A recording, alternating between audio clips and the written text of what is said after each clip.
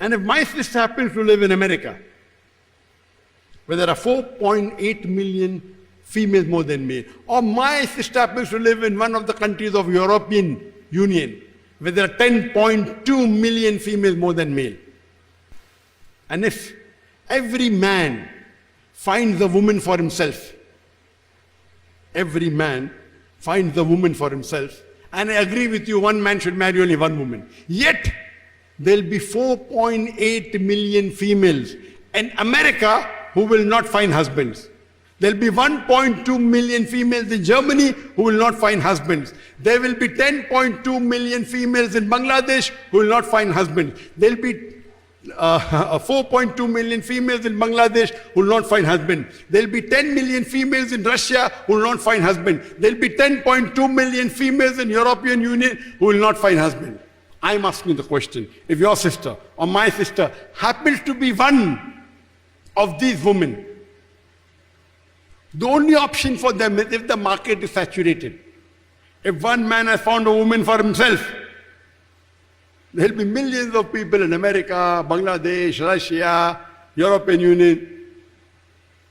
Millions of females who won't find husband. The only option remaining for them is that they either marry a man who has already got a wife or become public property. People say, Dr. Zakir, public property, such a harsh word. I say this is the most sophisticated word I can use. There's no third option. You either marry a man who already has a wife or become public property. Any modest woman, if there is no choice for her, she would prefer marrying a man who already has a wife rather than becoming public property. In USA, having mistresses is common.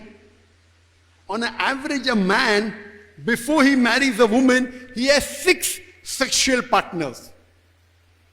On average, some have 2, 3, some have 10, 20. On an average, an American man has 8 different sexual partners before he settles down and marries one. The statistic doesn't say after he marries how many more does he have. That's not mentioned. So I don't know about it. But before an American man marries a woman, he has 8 different sexual partners. So having mistresses in America is common. 5, 10, 20, 100, no problem. But if you have more than one legal wife, they have a problem. When you are mistress, a woman is degraded. A woman is looked down upon. She does not get her rights. She doesn't get peace. She doesn't live peacefully. On the other hand, in Islam, if a woman marries a man who already has a wife, she gets her due rights, she is respected, she gets honor, she is not disgraced, she can walk with her head up. So, in America, having mistresses, no problem, law allows you. No problem. Having legally married wife more than one, they have a problem. So if we analyze, the only solution for a man, for a woman, if the market is saturated, she either marries a man who already has a wife or gets public property. I know, generally, no woman would like to share a husband. I know that.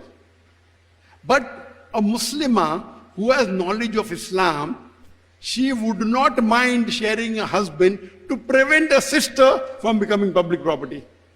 Everyone doesn't have to do small. Normal, the percentage of increase is only 0.5%. That is 50 in every 1,000, approximately. So in Islam, if a woman who has the true knowledge of the deen, she would not mind sharing a husband to prevent a sister from becoming public property. So one of the reasons is that by nature women are normally more than men. That's the reason you find more widows in the world than widowers. The woman without husband, that husband has died, is much more than a man whose wife has died. Because the life expectancy of a woman is much more.